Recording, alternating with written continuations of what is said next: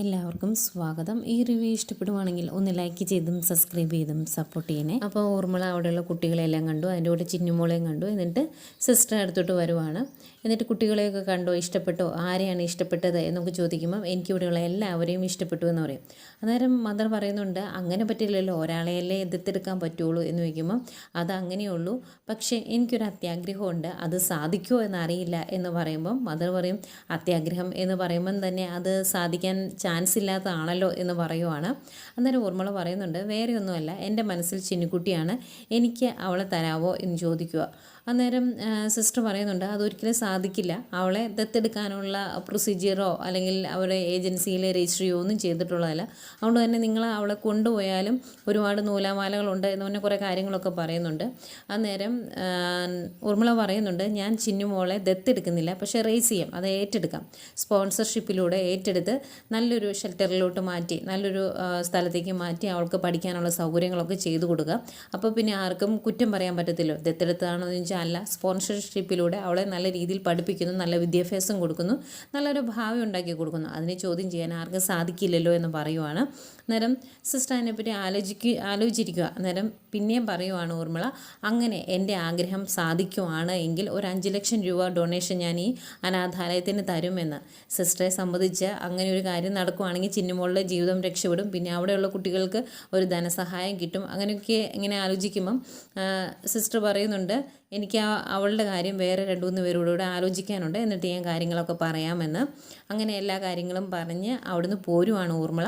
പോരാൻ വേണ്ടി ഇറങ്ങുമ്പോഴത്തേക്കും ചിന്നുമോള് വരും. എന്നിട്ട് ആ ആൻറ്റി പോയോ എന്ന് ചോദിക്കുമ്പോൾ പോയില്ല, അതേ പോകാൻ നിൽക്കുവാണ് എന്ന് പറയും. അന്നേരം ഊർമിളയുടെ അടുത്തോട്ട് ചെല്ലും. ഊർമിള എടുത്ത് ചിന്നുമോൾക്ക് ഒരു ഉമ്മ കൊടുക്കുന്നുണ്ട്, ചിന്നുമോൾ ഒരു ഉമ്മ കൊടുക്കും. അന്നേരം ഊർമിള പറയുന്നുണ്ട്, ഏതേ ഞാൻ ഇനി വരുന്നത് ചിന്നുമോളെ കാണാൻ വേണ്ടി തന്നെയായിരിക്കും, അങ്ങനെ വരട്ടെ, നമ്മൾ ഫ്രണ്ടല്ലേ എന്ന് ചോദിക്കുമ്പോൾ അതെ നമ്മൾ ഫ്രണ്ടാണ്, ചിന്നുമോളെ കാണാൻ വേണ്ടി തന്നെ വന്നം കേട്ടോ എന്നൊക്കെ ചിന്നുമോളും പറയുന്നുണ്ട്. അതെല്ലാം കഴിഞ്ഞ് ഊർമിള അവിടുന്ന് പോരുന്നു. അന്നേരം ചിന്നുമോള് ടാറ്റയൊക്കെ കൊടുത്തിങ്ങനെ നോക്കി നിൽക്കുന്നുണ്ട്. അങ്ങ് പോയി വണ്ടി കയറാൻ തുടങ്ങുന്നതിന് മുമ്പ് ഇങ്ങനെ തിരിഞ്ഞിരിഞ്ഞ് നോക്കി പോകാനൊരു മടിയോടെയാണ് ഊർമിള അവിടുന്ന് പോകുന്നത്. പിന്നെ കാണിക്കുന്നത് അലീനയാണ്. അലീന അടുക്കളയിലെ പണിയൊക്കെ ചെയ്തുകൊണ്ടിരിക്കുന്ന സമയത്ത് മനു വിളിക്കുന്നു. എന്നിട്ട് എന്തൊക്കെയുണ്ട് വിശേഷം എന്നൊക്കെ ചോദിക്കുവാണ്. അന്നേരം വലിയ വിശേഷമൊന്നുമില്ല, പിന്നെ കുറച്ച് കാര്യങ്ങൾ ഉള്ളത് രോഹിത്തിൻ്റെയാണ് എന്ന് പറഞ്ഞാൽ രോഹിത്തിൻ്റെ കാര്യങ്ങളൊക്കെ പറയുന്നു. അത് കേൾക്കുമ്പോൾ മനുവിന് ഭയങ്കര സന്തോഷം. എന്നിട്ട് മനു പറയുക, ഇങ്ങനെയാണെങ്കിൽ ഞാനും ഇത്തിരി വെള്ളമൊക്കെ അടിച്ച് മയക്കുമരുന്നൊക്കെ അടിച്ച് ഇച്ചിരി റൗഡിയെ പോലെ ഇച്ചിരി പ്രശ്നങ്ങളൊക്കെ ഉണ്ടാക്കി നടക്കാൻ പോവുകയാണ് എന്ന് പറയും. അന്നേരം അലീന ചോദിക്കും, അതെന്തിനാണ് മനുവായിട്ട് അങ്ങനെ ചെയ്യുന്നത് എന്ന് ചോദിക്കുമ്പോൾ മനു പറയുവാണ്, ഞാൻ അങ്ങനെയൊക്കെ നടന്നു കഴിഞ്ഞാൽ രോഹിതിനെ പോലെ തന്നെ സ്നേഹിച്ച് ജീവിതത്തിലേക്ക് തിരിച്ചു കൊണ്ടുവരാൻ എന്നെയും നോക്കാൻ വേണ്ടി നീ വരുമല്ലോ, അതിനു വേണ്ടിയാണെന്ന് പറയുമ്പോൾ അങ്ങനെയൊന്നുമില്ല, അങ്ങനെയൊക്കെ സംഭവിച്ചിട്ടുണ്ടെങ്കിൽ മനുവായിട്ട് അങ്ങ് ജയിലിൽ തന്നെ കിടക്കുള്ളൂ എന്ന് പറയുമ്പോൾ മനു ചോദിക്കും, അതെന്താ സ്വന്തം കൂടപ്പിറപ്പിനോട് മാത്രമേ നിനക്ക് സ്നേഹമുള്ളൂ എന്ന് ചോദിക്കുമ്പം അവരോട് എനിക്ക് ഇത്തിരി സ്നേഹം കൂടുതലാണ്, കാരണം അവർ എനിക്ക് ഇത്ര നാളും ഇല്ലായിരുന്നല്ലോ എൻ്റെ കൂടപ്പിറപ്പുകൾ, അതുകൊണ്ട് അവരോട് എനിക്ക് ഇത്തിരി സ്നേഹം കൂടുതലാണെന്ന് പറയും. എന്നിട്ട് മനുവിനോട് ചോദിക്കുന്നുണ്ട്, ഇന്ന് എന്താ ഭയങ്കര സന്തോഷം എന്ന്, ഇന്നെന്താ വല്ല പാൽപ്പായസം കുടിച്ചോ എന്നുകൂടി ചോദിക്കുമ്പോൾ പാൽപ്പായസം കുടിച്ച് തീർന്നില്ല, കുടിച്ചുകൊണ്ടിരിക്കുവാണ്, നിന്നോടിങ്ങനെ സംസാരിക്കുന്ന സമയമാണ് എനിക്ക് പാൽപ്പായസം കുടിക്കുന്നത് പോലെ തോന്നുന്നത് എന്ന് പറഞ്ഞ് ചെറിയ റൊമാൻസിൻ്റെ വഴിയൊക്കെ മനു വരുന്നുണ്ട്. അന്നേരം അത് കൊള്ളാലോ എന്ന് പറഞ്ഞ് അലീനെ കളിയാക്കുന്നുണ്ട്. ഇങ്ങനെ സംസാരിച്ചുകൊണ്ടിരിക്കുമ്പോൾ മനു അലീന അവിടെ പപ്പടം കാച്ചുമായിരുന്നു എന്നുള്ള കാര്യം അലീന അങ്ങ് മറന്നു പോകും. ഒരെണ്ണം എണ്ണയിൽ കിടന്നങ്ങ് കരിഞ്ഞു പോവേ. അന്നേരം അതെടുത്ത് മാറ്റിയിട്ട് എൻ്റെ പപ്പടം കരിഞ്ഞു പോയി എന്നൊക്കെ പറയുന്നുണ്ട്. മനു കളിയാക്കി കുറേ കാര്യങ്ങളും പറയുന്നുണ്ട്. ഇവരിങ്ങനെ സംസാരിച്ച് നിൽക്കുമ്പോഴാണ് അങ്ങോട്ടേക്ക് കൃഷ്ണമോള് വരുന്നത്. എന്താ ചേച്ചി ഇവിടെ ഒരു മണം, എന്തോ കരിഞ്ഞു പോലെ സ്മെല്ല് വന്നുണ്ടല്ലോ ഹാളിൽ വരെ എന്ന് പറയുമ്പം ദേ മനുവേട്ടൻ ഞാൻ പിന്നെ വിളിക്കാം കേട്ടോ എന്ന് പറഞ്ഞ് ഫോൺ വയ്ക്കും. അന്നേരം കൃഷ്ണമോള് വയ്ക്കും, മനുവേട്ടനായിരുന്നു, ഞാൻ വന്നുകൊണ്ടാണോ വെച്ചേ, ഫോണിൽ സംസാരിച്ചോ എന്ന് പറയും. അന്നേരം ഒന്നുമില്ലടി, ചുമ്മാ വീട്ടുവിശേഷങ്ങൾ പറഞ്ഞുകൊണ്ടിരിക്കുമായിരുന്നു എന്ന് പറയും. അന്നേരം കൃഷ്ണമോള് ചോദിക്കുന്നുണ്ട്, എന്താ ചേച്ചി എന്തോ കരിഞ്ഞ് സ്മെല്ല് വന്നു എന്ന് പറയുമ്പം ഇടി പപ്പടം കാച്ചിയതാണ് കരിഞ്ഞത്, ഞാൻ മനുവേട്ടനോട് ഇരുന്നതുകൊണ്ട് പപ്പടം കരിഞ്ഞത് അറിഞ്ഞില്ല എന്ന് പറയും. അന്നേരം കഷ്ടമായി പോയെന്നൊക്കെ പറയുന്നുണ്ട് കൃഷ്ണമോളും. അന്നേരം അലീന പറയുക, ഭക്ഷണം കഴിക്കാനുള്ള കാര്യങ്ങളൊക്കെ റെഡിയായി, നീ ഒരു കാര്യം ചെയ്യാവോ, മുകളിൽ പോയി അവിടെ കിടക്കുന്ന തുണിയെല്ലാം ഒന്നെടുത്തൊന്ന് മടക്കി വയ്ക്കാവോ, എല്ലാം ഉണങ്ങിക്കിടക്കുക, കുറേ ഉണ്ട്, വേണമെങ്കിൽ ബബുദേങ്ങയുടെ കൂടെ വിളിച്ചോ എന്ന് പറയും. അന്നേരം കൃഷ്ണമോള് ഞാൻ വിളിച്ചാൽ അവൾ വരികയില്ല എന്ന് പറയുവാണ്. അന്നേരം അലീന പറയും, ഞാൻ പറഞ്ഞു എന്ന് പറഞ്ഞാൽ മതി, ഈയിടെയായിട്ട് ഞാൻ പറയുന്നതൊക്കെ അവൾ അനുസരിക്കുന്നുണ്ട്, വലിയ കുഴപ്പമില്ല എന്ന് അലീന പറയുമ്പം കൃഷ്ണമോള് പറയുന്നുണ്ട്, അവൾക്ക് ചെറിയ ഇഷ്ടമൊക്കെ ചേച്ചിയോട് വന്നു തുടങ്ങിയിട്ടുണ്ട്, പക്ഷെ അത് പുറത്ത് കാണിക്കുന്നില്ല, കാരണം അവളുടെ ഈഗോയാണ് എന്ന് പറയും. അന്നേരം അലീനയ്ക്കും സന്തോഷമാകുന്നുണ്ട്. ഏതായാലും അത് ചെയ്യാമെന്ന് പറഞ്ഞ് കൃഷ്ണമോൾ അവിടെ നിന്ന് പോരുന്നു. പോന്നു കഴിയുമ്പോഴേക്കും അലീനയെ മുകളിലോട്ട് കയറി വരുന്നു. നേരെ രോഹിത്തിൻ്റെ റൂമിൻ്റെ അങ്ങോട്ടാണ് ചെല്ലുന്നത്. റൂമിൽ തട്ടി വിളിക്കുമ്പം രോഹിത്ത് പറയുന്നുണ്ട് ഇങ്ങോട്ട് കയറി പോരെ, അതിന് കുറ്റിയും കൊളുത്തൊന്നും ഇല്ലല്ലോ എന്ന്. അങ്ങനെ അകത്തോട്ട് കയറി വന്നിട്ട് നിനക്ക് എന്താ കഴിക്കാൻ വേണ്ടേ, ചപ്പാത്തി വേണോ അത് ചോറ് വേണോ എന്ന് ചോദിക്കും. അന്നേരം എനിക്കിതൊന്നും വേണ്ട, എനിക്ക് കഞ്ഞിയും ചമ്മന്തിയും മതി എന്ന് പറയുവാണ്. അന്നേരം അതാണെങ്കിലുണ്ട്, ചപ്പാത്തി ഉണ്ട് കേട്ടോ എന്ന് പറയും. അന്നേരം അത് പറയാനാണോ ഇവിടെ വരെ കയറി വന്നത്, എന്നോട് അത് താഴേന്ന് പറഞ്ഞാൽ ഞാനങ്ങ് വരില്ലായിരുന്നോ, വെറുതെ ഇവിടെ വരെ കയറി വരണ്ടായിരുന്നല്ലോ എന്ന് പറയുമ്പം മോനെ അത് മാത്രമല്ല വേറൊരു കാര്യം കൂടിയുണ്ട്, ഞാൻ പറയുമ്പോൾ നിനക്ക് വിഷമം തോന്നും, പക്ഷേ നീ അത് ചെയ്യണം കേട്ടോ, ചെയ്യേണ്ടതാണ്, അതാണ് നല്ലത് എന്നൊക്കെ പറയുമ്പോൾ എന്താ ചേച്ചി എന്ന് ചോദിക്കുവാണ്. എന്തെങ്കിലും പെട്ടെന്ന് രോഹിത്തിൻ്റെ മുഖം മാറും. അന്നേരം നീ വിഷമിക്കുകയൊന്നും വേണ്ട, ആ കാര്യം ചെയ്യേണ്ട ഒരു അത്യാവശ്യമുണ്ട്, അതുകൊണ്ടാണ് ഇത് കേൾക്കുമ്പോൾ വിഷമം തോന്നും, അത് മനസ്സ് വെച്ചുകൊണ്ടൊന്നും ഇരിക്കരുത് എന്നൊക്കെ പറയുമ്പോൾ എന്താണെന്ന് ചോദിക്കും. അന്നേരമാണ് അലീന പറയുന്നത് മോനെ നീ മൂലം ഈ വീട്ടിലുള്ള എല്ലാവരും ഒരുപാട് സഹിച്ചതാണ്, വിഷമിച്ചതാണ്, പ്രത്യേകിച്ച് അച്ഛൻ്റെ വിഷമം എനിക്ക് കണ്ടു നിൽക്കാൻ പോലും കഴിയുന്നില്ലായിരുന്നു, അതുകൊണ്ട് നീ അച്ഛനോടൊരു സോറി പറയണം എന്ന് പറയുക. അന്നേരം ആകെ വിഷമാവുകയാണ് രോഹിത്തിന്. എനിക്ക് അച്ഛൻ്റെ മുഖത്ത് നോക്കാൻ പോലും പറ്റില്ല ചേച്ചി, എനിക്കറിയാം അവരൊരുപാട് അനുഭവിച്ചു എന്ന് എനിക്കറിയാം എന്നൊക്കെ പറയുമ്പം അതൊന്നും ഓർത്ത് നീ വിഷമിക്കുകയൊന്നും വേണ്ട, അച്ഛന് നിന്നോട് ദേഷ്യമൊന്നുമില്ല, നീ അവരോടെല്ലാം ക്ഷമ പറയാൻ ചെന്നിട്ടുണ്ടെങ്കിൽ അവരാരും നിന്നോട് എതിർത്തൊന്നും പറയുകയില്ല, കാരണം എന്താണ് സംഭവിച്ചതെന്ന് ഇപ്പോൾ അവർക്ക് എല്ലാവർക്കും അറിയാം എന്നൊക്കെ പറയുവാണ്. അന്നേരം കണ്ണൊക്കെ നിറഞ്ഞു വരുന്നുണ്ട് രോഹിത്തിൻ്റെ. അന്നേരവും അലീന പറയുന്നുണ്ട് നീ വിഷമിക്കുകയൊന്നും വേണ്ടടാ മോനെ, നിൻ്റെ സഹോദരങ്ങളോടും അതുപോലെ നിൻ്റെ അച്ഛനോടും അമ്മയോടും ഒക്കെയാണ് നീ ക്ഷമ പറയാൻ പോകുന്നത്, അത് വേണ്ടതാണ് എന്ന് പറയുന്നു. അങ്ങനെ നീ വിഷമിക്കണ്ട എന്ന് പറഞ്ഞ് കൈ പിടിച്ച് അലീന നേരെ ബാലേന്ദ്രൻ്റെ റൂമിൻ്റെ അങ്ങോട്ട് പോവാണ്.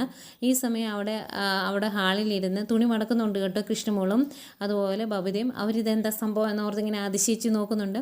വാതിലിനെ മുട്ടി വിളിക്കുന്നു. അന്നേരം കയറി പോരേ എന്ന് പറയുവാണ് ബാലേന്ദ്രൻ. അകത്തോട്ട് കയറുമ്പം ബാലേന്ദ്രൻ ലാപ്ടോപ്പിൻ്റെ ഫ്രണ്ടിൽ നിന്ന് എന്തൊക്കെ ചെയ്യുന്നതാണ് കാണുന്നത്. അന്നേരം എന്താ സംഭവം, ഇങ്ങനെ കയറി പോരെ എന്ന് പറയുമ്പം അച്ഛൻ ആ ലാപ്ടോപ്പ് ഒന്ന് മാറ്റി വയ്ക്കുക, ഒരു കാര്യമുണ്ട്, പ്രധാനപ്പെട്ട കാര്യമുണ്ടെന്ന് പറയുമ്പോൾ ഓ അങ്ങനെയാണോ, എങ്കിൽ ഞാൻ മാറ്റി വെച്ചേക്കാം എന്ന് പറഞ്ഞാൽ ലാപ്ടോപ്പൊക്കെ മാറ്റി വയ്ക്കുന്നുണ്ട് കേട്ടോ ബാലേന്ദ്രൻ. അന്നേരം അലീന രോഹിത്തിനോട് പറയും കയറി ചെല്ലും മോനെ എന്ന് പറയുവാണ്. അങ്ങനെ രോഹിത്ത് കയറി വരുന്നു. വന്നിങ്ങനെ ബാലേന്ദ്രൻ്റെ അടുത്ത് നിന്നിട്ട് അച്ഛാ എനിക്കൊരു കാര്യം പറയാനുണ്ട്, അച്ഛൻ എന്നെ ഇപ്പോൾ ഞാൻ കാരണം ഒരുപാട് സങ്കടപ്പെട്ടു എന്നും ഒരുപാട് വിഷമിച്ചു എന്നും ഒക്കെ എനിക്കറിയാം എന്നൊക്കെ പറയുക. ഇവരിങ്ങനെ സംസാരിച്ചുകൊണ്ടിരിക്കുന്ന സമയത്ത് അലീന കൃഷ്ണമോളെയും ബബിതയും വിളിക്കൂ കേട്ടോ, ഇങ്ങോട്ട് വാ എന്ന് പറഞ്ഞ്. അന്നേരം എന്താ സംഭവം എന്ന് ചോദിച്ചാൽ അവരും വരുന്നുണ്ട്. അന്നേരം വീണ്ടും രോഹിത്ത് പറയുന്നത് കാണിക്കുന്നുണ്ട്, അച്ഛൻ എന്നെ ഓർത്ത് ഒരുപാട് വിഷമിച്ചു എന്നറിയാം, ഞാൻ തെറ്റ് ചെയ്തു പോയി, അങ്ങനെ ഒരു സന്ദർഭത്തിൽ അങ്ങനെയൊക്കെ ചെയ്തു പോയതാണ്, എന്നോട് ക്ഷമിക്കണം എന്ന് പറഞ്ഞ് കാല് പിടിക്കുവാണ്. അന്തേക്കും ബാലേന്ദ്രന് ഭയങ്കര സങ്കടം, എന്നതാടാ മോനെ അങ്ങനെയൊന്നും ഇല്ല, നീ വിഷമിക്കുകയൊന്നും വേണ്ട എന്ന് പറഞ്ഞ് കെട്ടിപ്പിടിക്കുന്നുണ്ട്. എന്നിട്ട് ഇവരിങ്ങനെയൊക്കെ പറയുന്നത് കാണുമ്പോഴേക്കും അവിടെ നിൽക്കുന്ന ബബിതയുടെ കണ്ണൊക്കെ നിറയുന്നു, ബബിത കണ്ണ് തുറയ്ക്കുന്നു, അതുപോലെ കൃഷ്ണമോൾക്കും സങ്കടമൊക്കെ വരുന്നുണ്ട്. അന്നേരം അലീന രോഹിത്തെ ഇങ്ങോട്ട് നോക്കിയത് ഇവരോട് നിനക്ക് എന്തെങ്കിലും പറയാനുണ്ടോ എന്ന് ചോദിക്കുക.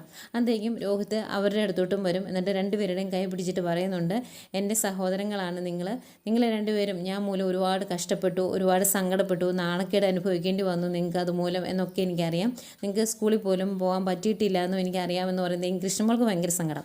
അവൾ രോഹിത്തിൻ്റെ തൊളയിലേക്ക് ചാരി നിന്ന് കെട്ടിപ്പിടിച്ച് കരയുന്നുണ്ട്. അന്നേരം ബബിത പറയുന്നുണ്ട് ഞങ്ങളോട് ക്ഷമയൊന്നും പറയേണ്ട രോഹിയേട്ടാ, അതൊന്നും സാരമില്ല എന്ന് പറയുമ്പം എനിക്കറിയാം നിനക്ക് കോളേജിൽ പോലും പോകാൻ പറ്റാത്ത സാഹചര്യം എനിക്ക് ഉണ്ടായി എന്ന് എനിക്കറിയാമെന്ന് പറയുമ്പം സാരമില്ല രോഹിയേട്ടാ, അതൊന്നും ഒരു പ്രശ്നമല്ല എന്ന് പറഞ്ഞിട്ട് കണ്ണൊക്കെ തുടച്ചിട്ട് അവൾ പെട്ടെന്ന് അവിടെ നിന്ന് അങ്ങ് പോവുകയാണ്. അന്നേരം അവളെ നോക്കി ഇങ്ങനെ അന്തം വിട്ട് നിൽക്കുന്നുണ്ട് രോഹി. ഇനി അവൾക്ക് ഒത്തിരി വിഷമമായോ എന്നൊക്കെ ഓർത്തായിരിക്കും അങ്ങനെ നോക്കി നിൽക്കുന്ന ഒരു 3 പേരെയും കാണിച്ചുകൊണ്ടാണ് ഇന്നത്തെ എപ്പിസോഡ് അവസാനിക്കുന്നത്. അത് കഴിഞ്ഞ് പ്രൊമോ കാണിക്കുന്നുണ്ട്, നമ്മുടെ വൈജയന്തിയോട് ക്ഷമ പറയാൻ വേണ്ടി ചെല്ലുന്ന രോഹിയെ കാണിക്കുന്നുണ്ട്. അപ്പം സ്വാഭാവികമായിട്ടും അങ്ങോട്ട് ചെല്ലുമ്പോൾ അലീനയെ ചീത്ത പറയുമല്ലോ വൈജയന്തി. അന്നേരം രോഹി ഇനി അലീനയോടുള്ള ദേഷ്യം നമ്മൾ മനസ്സിൽ വെച്ചേക്കരുത് എന്ന് പറയുമ്പം വൈജയന്തി പറയുവാണ് അവളോടുള്ള ദേഷ്യം മാറാനോ, അവൾ ചത്ത് മണ്ണിടിഞ്ഞു പോയാൽ പോലും എൻ്റെ ആ ദേഷ്യം മാറിയല്ല എന്ന് പറഞ്ഞ് നിൽക്കുന്ന വൈജയന്തിയാണ് കാണിക്കുന്നത്. പിന്നീട് ബാലേന്ദ്രനെയും കാണിക്കുന്നുണ്ട്. ബാലേന്ദ്രനെ സന്തോഷം കാരണം അലീനയുടെ കയ്യിൽ മുറുക്കി പിടിച്ച് അവളോട് നന്ദി പറയുമ്പോൾ അച്ഛനൊന്നും പറയണ്ട, എൻ്റെ അച്ഛനായത്, എൻ്റെ കൂടപ്പിറപ്പുകളാണ് ഇത്, അതുകൊണ്ടാണ് ഇതെല്ലാം ഞാൻ ചെയ്യുന്നത് എന്ന് പറഞ്ഞ് നിൽക്കുന്ന അലീനയെ കാണിക്കുന്നുണ്ട്. പിന്നെ കാണിക്കുന്നു നമ്മുടെ അലീനയ്ക്ക് ചെറിയ പനിക്കോളൊക്കെ ഉണ്ട്. ആ കാര്യം കൃഷ്ണമോള് ബബിതയോട് പറയുക. അന്നേരം അലീനയ്ക്കാണോ പനി എന്നൊക്കെ ചോദിക്കുന്നത് കാണിക്കുന്നുണ്ട്. അത് കഴിഞ്ഞ് ബാലേന്ദ്രനോട് വന്ന് പറയുവാണ് അച്ഛന് ഡോക്ടറെ വിളിക്കാൻ പറ്റുമോ, പറ്റിയില്ലെങ്കിൽ ഞാൻ പോയി ഡോക്ടറെ വിളിച്ചോളാം എന്നൊക്കെ പറയുന്നുണ്ട്. കാരണം അവർ മനസ്സിൽ അത്രത്തോളം അലീനെ ഇഷ്ടപ്പെടുന്നുണ്ട്, സ്നേഹിക്കുന്നുണ്ട്. ഏതായാലും അലീനയുടെ അടുത്ത് വന്ന് വിക്സൊക്കെ പരട്ടി കൊടുത്തിട്ട് കണ്ണടച്ച് കിടന്നോ എന്നൊക്കെ പറഞ്ഞിട്ട് പോകുന്ന ബബിതയെ കാണിക്കുന്നുണ്ട്. അവൾ ഇപ്പം അലീനയെ സ്നേഹിച്ചു തുടങ്ങി. അവൾക്ക് എന്തെങ്കിലും പ്രശ്നം ഉണ്ടായാൽ, ഒരു പനി പോലും ഉണ്ടായാൽ അവർക്കത് ഫീൽ ചെയ്യുമെന്ന് അവരെ കാണിക്കുന്നുണ്ട്. എന്തായാലും ഇതൊക്കെയായിരുന്നു ഇന്നത്തെ കഥ.